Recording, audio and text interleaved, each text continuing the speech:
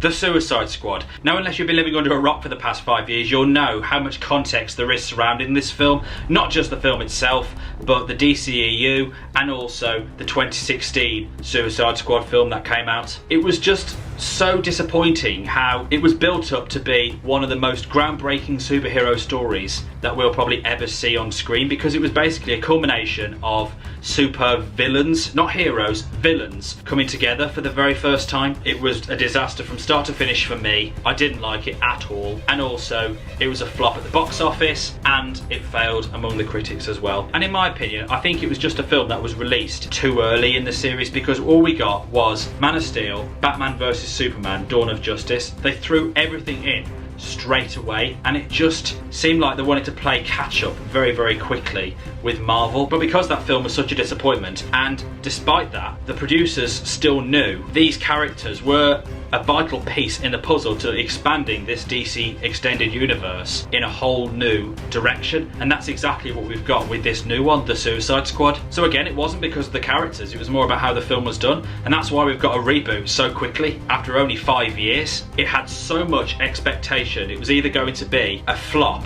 that would be worse than that one, or it will be even better. That would pretty much erase everything that happened in that film. In a way, a bit like the Fantastic Four of DC, because as we know, the 2005 Fantastic Four I thought was decent, but a lot of people had a few other mixed reactions and negative thoughts about it, and they rebooted that 10 years later, which actually turned out even worse. So the Suicide Squad would have gone either way, and fortunately it went well. And I thought the film was fresh, it was fun, it was entertaining, it was just enjoyable. So the Suicide Squad follows supervillains Harley Quinn, Bloodsport, Peacemaker, and a collection of nutty cons at Belle Reve Prison who join the super secret, super shady Task Force X as they are dropped off at the remote enemy-infused island of Corto Maltese. For those who've seen the 2016 film, and this one as well, will know that on paper the plots sound quite similar, and because it's Viola Davis practically pulling the strings, visiting the characters in the prison, getting them out and getting them to do jobs for her, so that in itself demonstrates they want to keep what they've got now and get rid of what they did before, because they've got the same actress and the same character pretty much doing the same thing in 2 different films. And of course the film was made by an absolutely fantastic director called James Gunn, who was best known for having created the first 2 Guardians of the Galaxy films as part of the Marvel Cinematic Universe. And I thought he was the best person to direct this film, because he really gave us a fresh interpretation of the Suicide Squad, because it was colourful, because it was imaginary, because a lot of that was implemented into the humour and the storyline, and I thought it worked really, really well. And again, I'm talking about context, but this time in relation to James Gunn, because of course he made the first 2 Guardians films and he was going to make the 3rd one initially, but then he was fired from that project to move to the Suicide Squad. Now he's been rehired to make Guardians of the Galaxy Volume 3. Of course we get some kind of understanding about how much pressure James Gunn would have been on to make this Suicide Squad film, especially how badly received the previous one was. And I think it was a bit of a make or break situation, because I felt as though he gave us a film that was enjoyable and made the characters likeable in a way they shouldn't be, because they're villains, but because we're following their story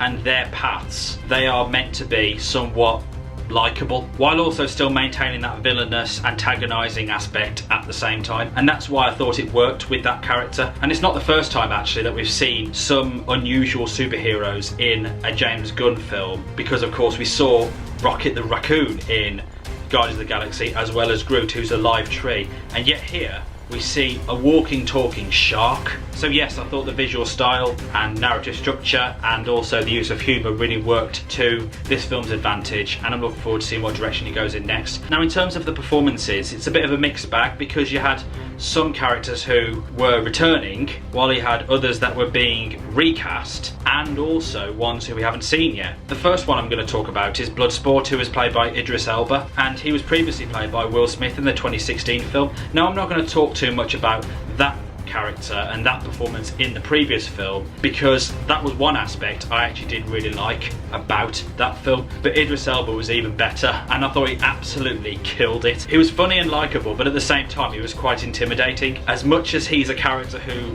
has killed people and has been violent, he still has a phobia of rats. That's the soft side to him that I think James Gunn implemented to make us like him, as well as the additional subplot with his daughter. But that's what I think Idris Elba really captured well with this character, and I feel like you get that in a lot of films and TV shows that Idris Elba's in, so that's why I thought he was a very good match for Bloodsport. Now, Margot Robbie as Harley Quinn, it's a very, very complex situation, I feel. We've seen the character and the actress playing her twice already, of course in the 2016 Suicide Squad, and she's already had her own movie called Birds of Prey. And Margot Robbie's performance as Harley Quinn is one of the strongest points of the DCEU, and it's a shame and it's quite frustrating actually, because it's a really positive aspect of it, but yet there's no real sense of direction as to where the characters go in it. Mainly I'm talking about the difference between her performance and general representation and role in the Suicide Squad in comparison to the previous Suicide Squad, because she was represented so much like a sexual object among men. Aspects of sexuality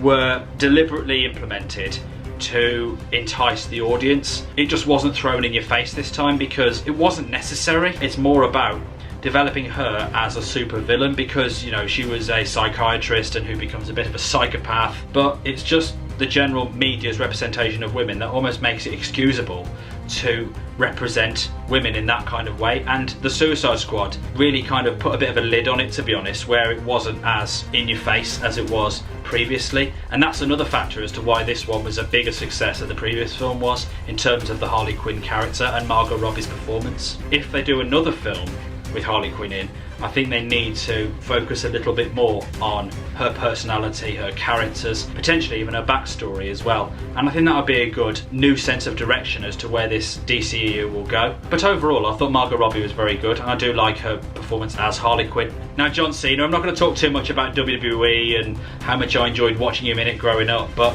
he ironically plays a character called Peacemaker, and when recruited, Peacemaker becomes the muscle of the group. And it's interesting because it's actually the second time that James Gunn has hired a WWE wrestler to be a muscle character as part of a superhero slash villain group. Of course, the previous one being Drax, played by Dave Bautista in Guardians of the Galaxy, and whose wrestling careers were actually at a very similar stage when each of these films came out. But yes, John Cena does take that drastic change in terms of acting in WWE to acting in Hollywood. And we know that there are quite a number of Hollywood stars who were wrestlers breaking out now, of course the most famous one being Dwayne Johnson. And I think when you see someone who's so widely known for one thing, in John Cena's case in WWE, it's hard to unsee that and perceive him as somebody else. I thought as Peacemaker he was convincing enough, and I didn't see it as John Cena, basically a WWE wrestler wearing a supervillain suit. I just saw John Cena as Peacemaker. But yeah, John Cena was good in this role. So overall, the Suicide Squad was very, very good. Although DC definitely did take a big, in fact huge risk by releasing this film, especially as it was only 5 years after the original film, and there was, and probably still is, a lack of direction as to where this series is going in. And I don't think they could have hired anyone better than James Gunn to have made it, because he just brought a whole new breath of fresh air to it. He made it fun, he made it entertaining, he made it colourful. I'm just looking forward to seeing what happens next with this, and I think that's what's been the problem with DC really, because they've released a lot of things far too early and it's just been